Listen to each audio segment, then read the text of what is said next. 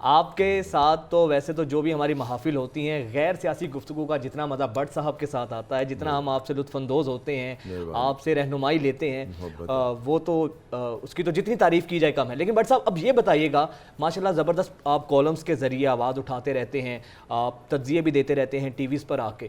But صاحب آپ کی لائف میں کبھی اتنے ورسٹ حالات آپ کو دیکھنے کو ملے ہیں یا اس سے پہلے بھی ایسے حالات رہے ہیں آپ نے دیکھے ہیں؟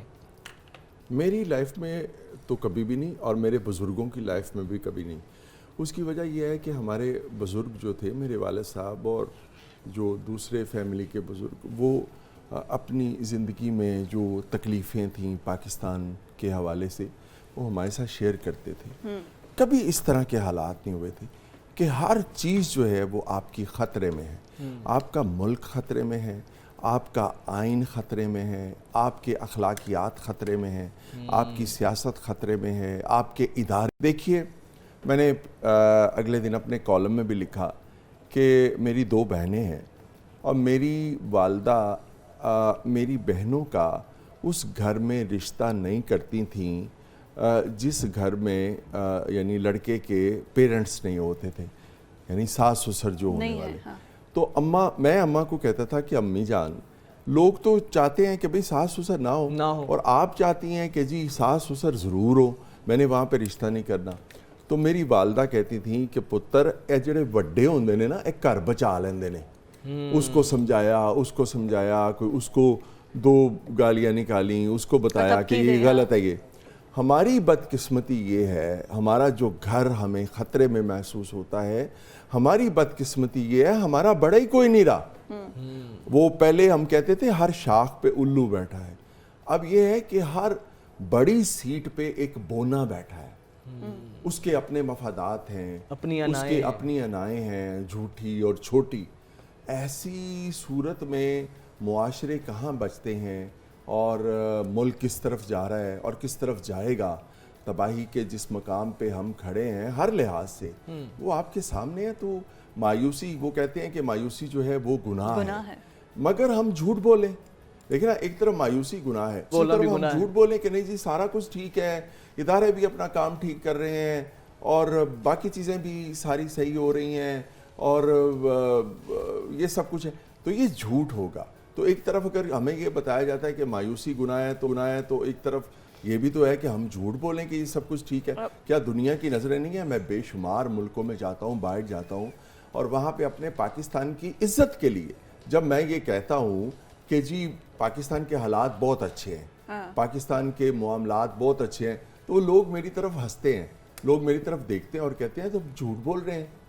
اور اگر میں انہیں کہوں کہ پاکستان کے حالات بہت برے ہیں تو لوگ کہتے ہیں کہ جی آپ ہمیں مایوسی کی طرف لے جا رہے ہیں. بٹ صاحب آپ کی یہی بات سے میں آگے لے گئی، آپ نے بولا کہ سیٹ پر بات کی، ہر سیٹ پر بونا بیٹھا ہوا ہے. بٹ آپ یہ دیکھیں، اگر آپ کہہ رہے ہیں کہ کوئی جھوٹ بولتا ہے، ہم جھوٹ نہیں بول سکتے، آپ کو کہتے ہیں ہمارے سیاستدانوں کو جب سب اوکے کی رپورٹ ملتی ہے کہ سب ٹھیک ہے، کیا وہ اندھے ہیں؟ کیا وہ سن نہیں سکتے، دیکھ نہیں سکتے؟ مختلف ٹی وی چینلز پہ بیٹھ کے سارے اصل ریالٹی کیا دکھا رہے ہیں، تو پھر وہ کیسے آنکھیں بند کر کے بیٹھ سکتے ہیں اپنی سیٹ پر جب انہیں پتہ ہے کہ میری ٹیم میرے ساتھ جھوٹ بول رہی ہے؟ دیکھیں، ہماری نا ایک بڑی ویسے زیادتی بھی ہم کرتے ہیں. ایک ہے ہمارے سیاسی حکمران، ایک ہے ہمارے اصلی حکمران. ان دونوں نے مل کے بیڑا غرق کیا ہے پاکستان کا. صرف سیاستدان چونکہ ایک صاف ٹارگٹ ہے تو ہم ہر چیز ان پہ پھینک دیتے ہیں، لیکن ان کے پیچھے بیٹھی ہوئی جو قوتیں ہیں یہ پاکستان کی تباہی میں ان کا بھی بہت بڑا کردار ہے. سیاستدان تو ہتھیار ہیں جسے وہ استعمال کرتے ہیں. یہی تو جا کے ان کے گھٹنوں میں بیٹھتے ہیں کہ ہماری حکومت لے ہیں. میں یہی کہہ رہا ہوں کہ آگ دونوں طرف ہے برابر لگی ہوئی، ٹھیک ہے نا.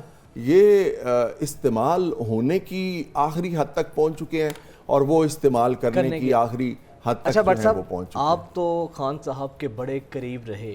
خان صاحب تو عمومی طور پہ ویسے کسی فنکشنز پر نہیں جاتے، تو ماشاءاللہ آپ کی بیٹی کی شادی پر بھی آئے اور آپ کی غمی پر بھی آئے جب آپ کے والد صاحب کی ڈیتھ ہوئی، اللہ ان کو جنت میں جگہ دے. والدہ کی ڈیتھ پہ تو بٹ صاحب آپ کی تو بڑے قربت تھی، بڑے مراسم تھے، بڑے ہمراز تھے، ہم پیالہ تھے، ہم نوالا تھے خان صاحب. تو پھر اتنی شدت کیسے آئی کہ آپ خان صاحب کے دور اقتدار میں 3 ماہ آنے کے بعد ہی ان پہ آپ ان کے ناقد ہو گئے اور اتنی دوریاں ہو گئیں؟ اس کی کیا وجہ تھی؟ اصل میں مجھے جب وہ اقتدار میں آئے تو اور آپ کو تو special assistant to P M کی آفر بھی ہوئی تھی نا غالباً؟ میڈیا ایڈوائزر ہاں، کے لیے میڈیا انہوں نے مجھے کہا تھا، تو میں نے انہیں کہا تھا کہ یہ میرا میرٹ نہیں بنتا، اور آپ کے حوالے سے چونکہ ایک تاثر جڑا ہوا ہے کہ آپ نے جب اقتدار میں آنا ہے تو ہر کام میرٹ پہ کرنا ہے، تو اگر آپ مجھے اپنا میڈیا ایڈوائزر بنائیں گے تو اس میرٹ کی دھجیاں اڑ جائیں گی۔ یہ بات آپ نے خان صاحب کو جی بالکل، میں نے انہیں کہا میرا یہ میرٹ نہیں بنتا، میرا یہ مقام نہیں ہے، میں ایک ٹیچر ہوں اور مجھے اپنے پروفیشن سے محبت ہے، اور یہی میرا سب سے ایک خوبصورت مقام ہے جس کا مجھے ہمیشہ زندگی میں تعارف کروانا ہے ایز اے ٹیچر، وہ اچھا لگے گا، تو یہ آپ کسی اور کو یہ منصب جو ہیں وہ سونپ دیں۔ اصل میں ایک جو بہت بڑی تبدیلی کا خواب خان صاحب نے ہمیں دکھایا تھا، اور وہ اس پہ ضد کرتے رہے کہ جی یہ 100 دنوں میں سب کچھ ٹھیک ہو جائے گا۔ میرا بنیادی اختلاف ان سے یہ تھا کہ آپ یہ تو کہہ لیں کہ ہم اس سے یہ جو ایک خراب سسٹم ہے اسے کم سے کم وقت میں ٹھیک کرنے کی کوشش کریں گے، آپ دن فکس نہ کریں گے، آپ نہیں کر سکیں گے۔ 100 دن تو کیا، میں نے کہا میری نظر میں تو آپ 100 سالوں میں بھی یہ نہیں کر سکیں یہ آپ نے گے، خان صاحب میں سے نے کہا، تو میں نے کہا 100 دنوں والی بات نہ کریں۔ تو انہوں نے مجھے ایک بے تکلفی میں ایک گالی دیتے ہوئے کہا، یا آپ کہہ لیں کہ انہوں نے مجھے کہا وہ تو پاگل ہو گیا ہے، لیڈر یا پرائم منسٹر جو ہے وہ ایماندار ہو، 100 دن تو میں آپ کو بہت زیادہ دے رہا ہوں، یہ میں 100 گھنٹے میں آپ کو سب کچھ ٹھیک کر کے دکھاؤں گا۔ اچھا، ٹھیک ہے، وہ اتنے کانفیڈنٹ ہاں تھے، واہ، جادو ٹھیک کی ہے نا؟ چھڑی تھی، مطلب وہ اتنے کانفیڈنٹ تھے۔ تو میں نے انہیں کہا کہ جو ٹیم آپ نے بنائی ہے منسٹرز کی، یہ جو لے کے آئے ہیں آپ لوگوں کو، دوسری پارٹیوں کے لوگوں کو خاص طور پہ، اس ٹیم کے یہ تو پہلے بھی مختلف حکومتوں کا حصہ رہے ہیں، یعنی خان صاحب کی کابینہ میں 80% جو وزراء تھے وہ پہلے دوسری پارٹیوں کے منسٹر رہے تھے۔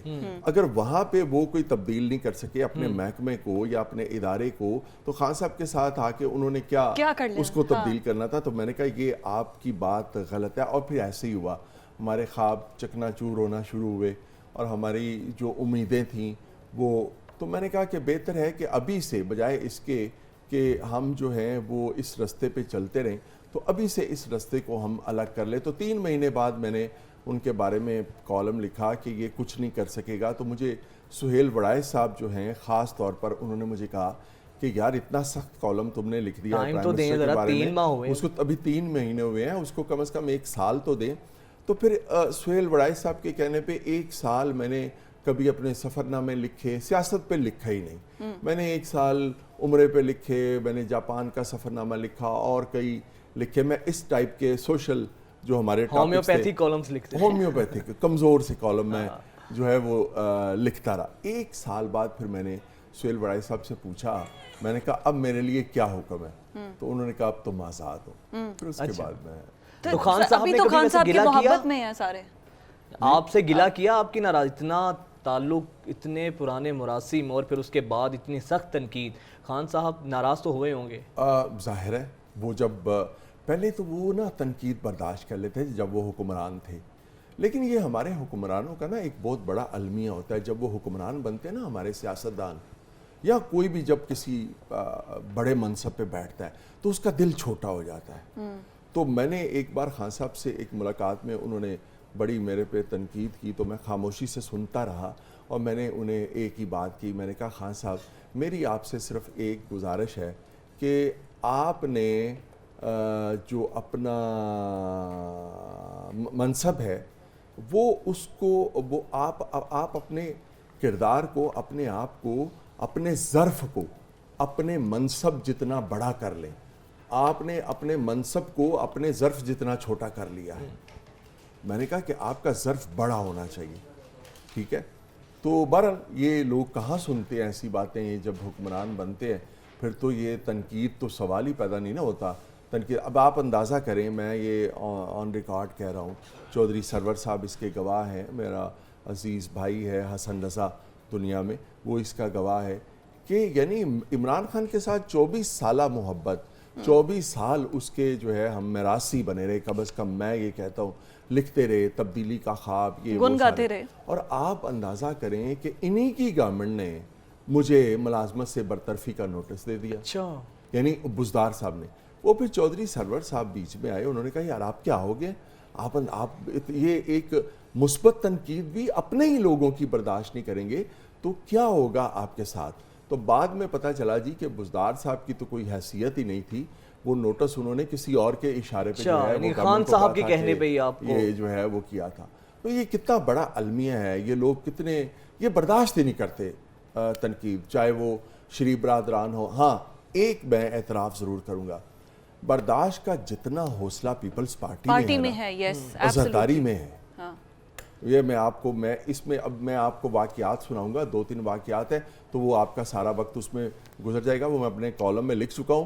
مختصراً آپ کو بتاتا ہوں کہ اگر کسی پارٹی میں حوصلہ ہے نا یا کسی سیاستدان میں برداشت ہے تو وہ آصف زرداری.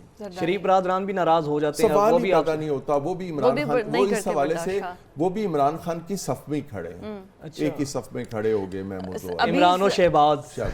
حامد میر صاحب کے ساتھ جو زرداری صاحب نے انٹرویو کیا ہے، بڑے ٹف کوشچن پوچھے تھے، وہ آگے سے ہنس کے جواب دیتے رہے ہیں، انہوں نے کوئی افینڈ نہیں ہوئے کہ یہ بات تو ہے. ویسے بھی جب ان کی پریس کانفرنس کوئی بھی پیپلز پارٹی کا بندہ آ کے جب پریس کانفرنس کرتا ہے یا ٹاک شوز میں بیٹھے ہوتے ہیں تو وہ بلو دا بیلٹ کوئی بھی ایسی غیر مہذب نہ زبان استعمال کرتے ہیں اور نہ اس طرح سے جیسے باقی عام ٹاک شوز میں کرتے ہیں. یہ تو میں پہلے بھی اس کو کریڈٹ دیتی رہی ہوں، پیپلز پارٹی کے لوگ پڑھے لکھے at least gentlemen politicians ہیں. بٹ سر ایک DGISPR کی کل کی پریس کانفرنس لازمی طور پر آپ نے دیکھی بھی ہوگی. اچھا وہ بھی ایک فیکچر ہے جس کی طرف آپ نے نشاندہی کی کہ اصل میں اسٹیک ہولڈرز وہ بھی ہیں، اس کے اندر صرف پولیٹیشنز انوالو نہیں ہیں، لیکن یہ پولیٹیشنز بار بار یہی کہتے ہیں کہ یہ سیاست میں مداخلت کر رہے ہیں. وہ کہتے ہیں کہ ہم نیوٹرلز ہیں، ہمارا کوئی رول نہیں ہے، ہم نے آپ کو بیک فٹ پہ کر لیا ہے. ابھی کیا واقعی کسی بھی گورنمنٹ کے کوئی کیئر ٹیکر سیٹ اپ ہے یا وفاق میں جو گورنمنٹ ہے، ڈو یو تھنک سو کہ پیچھے ان کا رول نہیں ہے؟ دیکھیں اب یہ تو بات ہم لوگ جو ہے نا وقت کے ساتھ ساتھ اور میڈیا نے اور خاص طور پہ سوشل میڈیا نے لوگوں کا جو ایک سویا ہوا شعور یا سوچ کے بند دروازے جو ہے نا وہ کھول دیے. میرے خیال میں آپ اب کسی کو بے وقوف نہیں بنا سکتے جھوٹ بول کے.